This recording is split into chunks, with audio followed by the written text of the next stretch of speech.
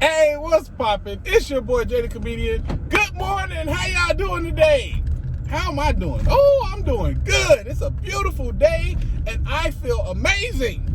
And this is an ExJw video. You know what to do anytime you see an ExJw video. You hit the like button and you leave a comment to help the YouTube algorithm show it to as many people as possible. And if you are new to the channel, I don't know why I'm about to say if you're new to the compliment.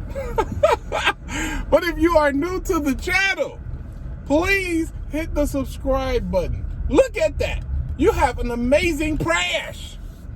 Now, a lot of people don't know what the prash is. The prash is the area between your private and your butthole.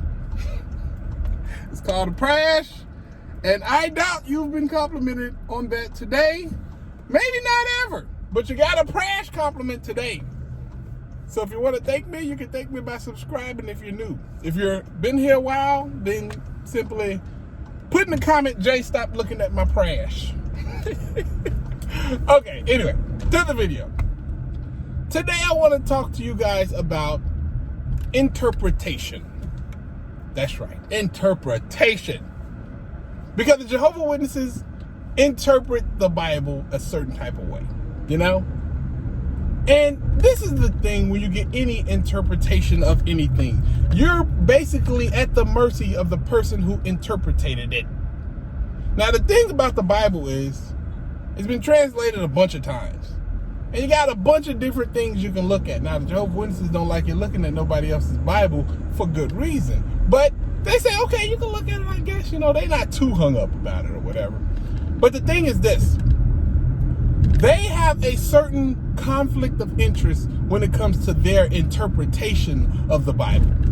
Now, you don't really even need their interpretation because you got it translated in English a bunch of times over. So if you want to read it, you can read it and pretty much get your own interpretation. You know what I'm saying? You can understand it. You don't need no help. But the Jehovah Witnesses say you do need help. And this is the thing with the way they interpret it. They interpret it with their bias and with their conflict of interest because they're an organization and they're trying to get stuff from you. You understand what I'm saying? Now, this is the thing.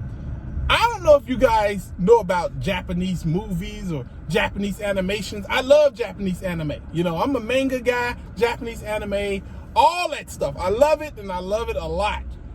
Now, when you watch movies that originally was done in a different language, like I say, you're at the mercy of the person who interpreted it and translated it to your language. You know, you're completely at their mercy. So if you're watching a Japanese movie and all of a sudden the guy says, the purple wolf gives great hand jobs, you're going to be like, whoa, where can I buy me one of them old freaky purple wolves from?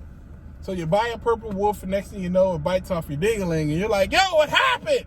I thought they gave great hand jobs. And then you see a better translation and they're basically saying, oh, the wolf is good. It does good work with their hands. You're like, oh, that makes so much sense.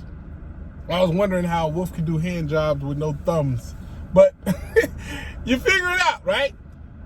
You're at the mercy of the person who's interpreting it. Now, they've interpreted the Bible a way that makes them money, makes them powerful, makes them have control over your life.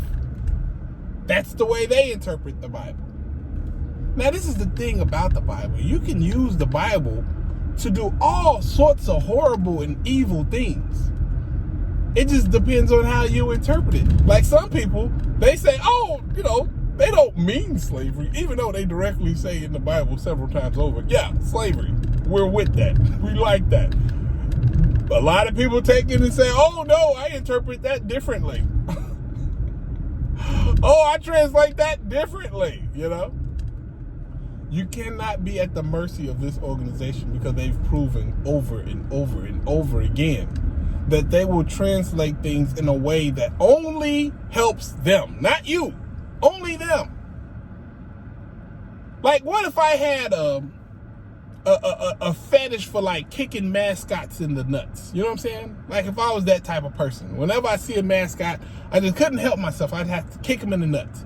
And somebody's like, okay, Jay, look, we're going to go to this amusement park. I need you to pay attention to the rules. And the rules were simple. Don't bring in outside food. Don't get drunk.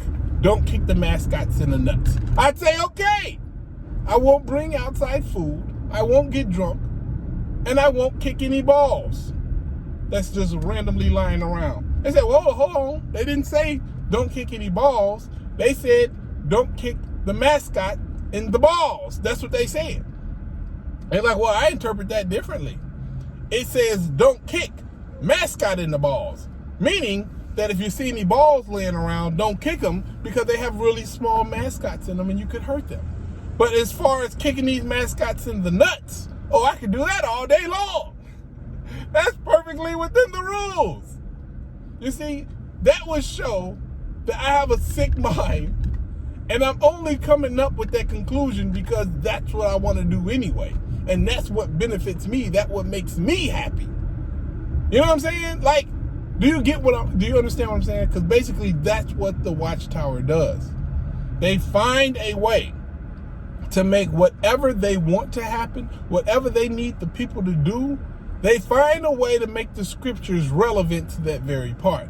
And I mean, there's been a ton of videos done. They'll take a little bit of scripture from here and a little bit of scripture from there. Don't matter the context, don't matter what they're really trying to say, don't matter the backstory, nothing. They just put it all together, and next thing you know, hey, see, so yeah, if your kid is not doing what he's supposed to do, kick him out the house. Yeah, never talk to him again. Like, once it's all said and done, they're able to fool people into doing this crazy mess, cutting off their own child, letting them die on the operating room table, refusing the blood transfusion. Like, stuff like that can only happen when somebody can take a book and just churn it up, change it up to whatever they want it to be so they can easily get more power and hold on to that power. Remember, when it comes to brainwashing, you need a couple things. One, you need to get people to do it, help themselves in the brainwashing, like they need to actually participate in their own brainwashing. And you need a security system, which basically means if you hear a certain thing or something sounds a certain type of way, that security door comes in, boom, you don't want to listen anymore. Oh, you said something negative about the organization? Boom, that door comes down. You can't talk to a Jehovah Witness no more. After something like that, you have to wait till they hold that door up. You know what I'm saying? They're like, hold on, wait a minute. What was that you said? Wow, I actually seen that in my own life. That's crazy. That makes so much sense.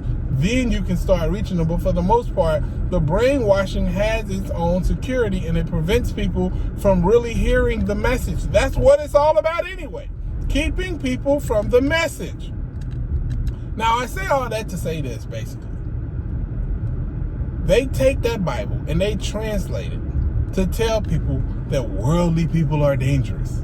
They take that Bible, and when they translate it, they convince people that family members that leave the organization, or anybody who leaves the organization for that matter, cannot be trusted. You can't talk to them. You can't do anything that involves them being in your life, because there's a chance they will take that opportunity and draw you away from God and kill you. When in actuality, that's completely ridiculous and it makes no sense at all.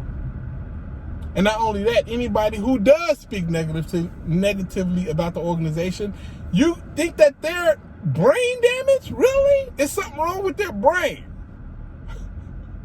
Like, that's easily debunked. Like, it doesn't even need to be debunked. Somebody speaking negatively about you, they must be crazy. What? There is nobody ever in the world who is above criticism. Nobody. Do you know that Jesus, well, not Jesus, but according to the Bible, Jehovah was asked by Lot, come on, let me just check a little bit longer. You telling me ain't nobody good? There got to be at least one good person. Let me go through this town one more time and just check and make sure. There got to be at least a baby up in here who got some sense. And God was like, all right, go ahead, go on check. And he's like, okay, hey, little baby, come here. What do you think about God? Man, forget God, forget you, and get out my face. I'm trying to suck on these mama titties. And you're like, oh, wow, look, whoa, God was right. Even the babies are deserving of destruction. The babies are deserving of destruction, and my wife, she can't even look backwards because she'll get the flux too. Okay, I know I'm going off on a tangent, but the point is this. When you interpret the Bible a certain type of way, when you interpret anything a certain type of way, you get it yourself. And if you have any biases or anything like that, you're going to be hard pressed to translate that for somebody else in a way that's completely wholesome and true. You know what I'm saying? Especially if you're an organization that's trying to have a company that's doing stuff that they know is wrong. Let's make sure we say that part. They know that the stuff they're doing is wrong. So they have to have a certain system set up to whereas people and their brainwashing is being protected. Their way of thinking is being protected. And they use the Bible like a friggin' Swiss Army knife. Oh, whatever you need. Or you need not talk to your parents no more, turn to this scripture right here.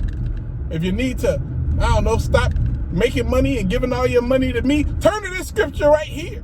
We have a scripture for everything you could possibly need. You know that's kind of meaty? Does that sound accurate? Anyway, man, it's your boy Jay the Comedian. I hope y'all have a great day. I'm having a great day. Holla at your guala. Deuces.